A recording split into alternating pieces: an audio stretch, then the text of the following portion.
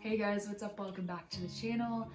Today I'm going to talk to you about how I ship all of my items. I'm going to show you guys how I go through the process and how I actually end up shipping the items for a cheaper price. The big first thing for me is I really like to have like a cohesive packaging. At the time whenever I purchased these pink plastic wrap bags, it was definitely the best thing I could afford, and it's a lot cheaper because it's thinner. If you do the priority shipping, I honestly think you're not really getting that great of a deal unless you're shipping something heavier. So if you want to ship like jeans or something, I think that's a good option, but I honestly think shipping it yourself in some light packaging is really, really beneficial. Whenever I first start selling pieces, I like to write down as soon as it happens because I forget things very quickly. So this basically has like all the addresses, if they've paid or not, and if it's ready to ship. So I'm going to show you guys one package that does not have an address on it yet, but shout out Brian. But this is basically what the packaging is going to look like. It looks a little wrinkled, it looks a little crumpled, but that's okay.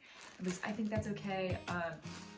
And it wraps around itself. I mean, it's a package, it's pretty simple. But one thing I do like to do is print out my own return labels with my logo on it. So I created my logo in Canva. Canva is super, super useful if you're gonna be running some kind of Instagram. That's what I also use for my school student government Instagram. I can't sing enough praises to Canva. It's honestly saved my butt in so many situations. But that's how I created my logo and how I created the return label with my address on it, so that this will come straight back to me if I send it to the wrong address or something. And so I like to draw on it, and I like to use Avery labels. So obviously this is my labels. It's a little crunched up because we've been traveling and been stuffed in like a duffel bag, but if you don't know how to make your own Avery labels, I can definitely do a video on that as well. So I do that, and then I also used to have, but I ran out of big thrift, like You Mean It stickers, which I can insert a picture of here. I think it's really important to have your brand on your item so that people know where the package is coming from, and like people kind of remember your logo, remember your name. That's super important. And so yeah, I usually will have a little card in the package saying 20% off if you post on your Instagram story of a pretty simple process, but that's how I put all the things together. And next I'm going to talk to you guys about how I actually ship.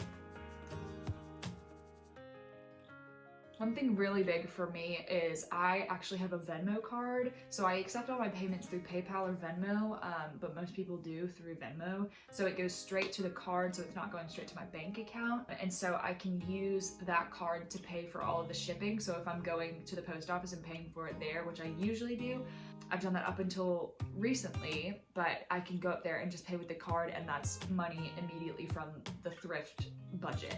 So the last thing I'm going to talk about is what program I use to ship. What I like to use is called Pirate Ship. So with Pirate Ship, you are required to have your own scale, but that makes it so much easier.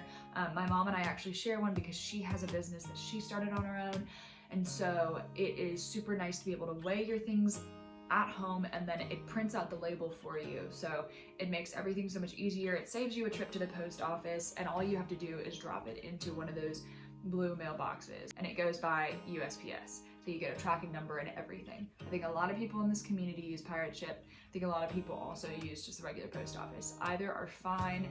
You're gonna save money though whenever you're using Pirate Ship and you're using smaller packaging. So definitely, I think my biggest tip is to stay organized and stay cohesive. Like everything in a business, everything kind of needs to look like it all fits together. So yeah, I hope that was helpful for you guys.